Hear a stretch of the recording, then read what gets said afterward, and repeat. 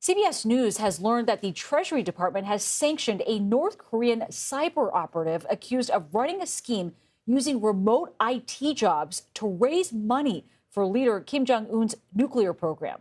Since 2022, this operative has allegedly been stealing personal information from U.S. citizens, including names, social security numbers, and addresses, in order to disguise thousands of foreign workers as American job applicants.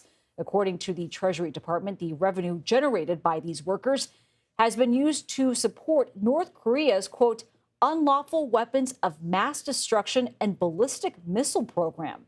For more on this, let's bring in CBS News Homeland Security correspondent Nicole Sganga. And Nicole, this is such a wild story and wild operation. What more can you tell us about this and the hacker who has been sanctioned at this point? Yeah, a North Korean cyber operative was a notorious member of Kim Jong Un's military intelligence agency known as the Reconnaissance General Bureau.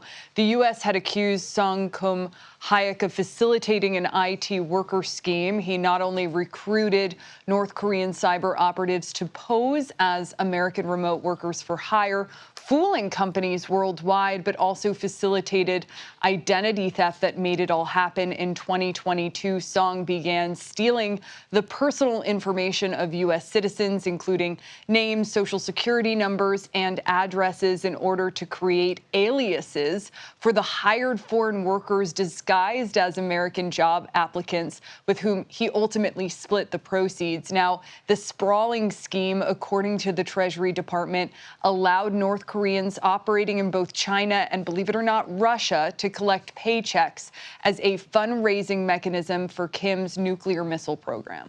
Do we get the sense that the U.S. citizens who had their information stolen know at this point that they were affected by this? At this point in time, we have no indication that any of the American citizens whose identities were stolen are witting here. In fact, separately, when CBS News has done its own investigation into this, some of the individuals targeted were deceased. We should say we know the worker scheme, it employs thousands of North Koreans, who all play a role in sort of funneling this money into the ballistic missiles program. The money-making scheme, by the way, we know is worth hundreds of millions of dollars, according to FBI senior officials. We do know that the kinds of jobs span popular industry sectors like business, health, fitness, social networking, sports, entertainment, according to the Treasury Department. We also know that North Korean cyber operatives often take on projects that use virtual currency exchanges, so think cryptocurrency, and that actually enables them to more easily launder the money back to Kim's regime undetected. Nicole, do you get the sense that sanctions are actually enough to put an end to these types of hacking operations? Yeah, it's an important question, Nancy. It's not going to thwart North Korea's fundraising for its nuclear missile program altogether or put a stop to the IT worker scheme.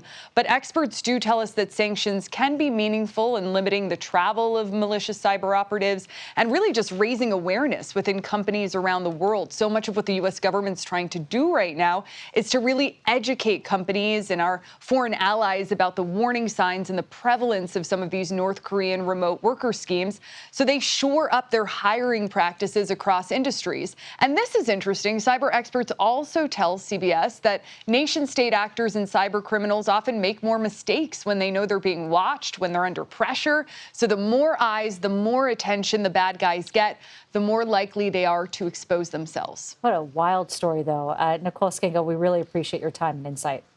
Thank you very much.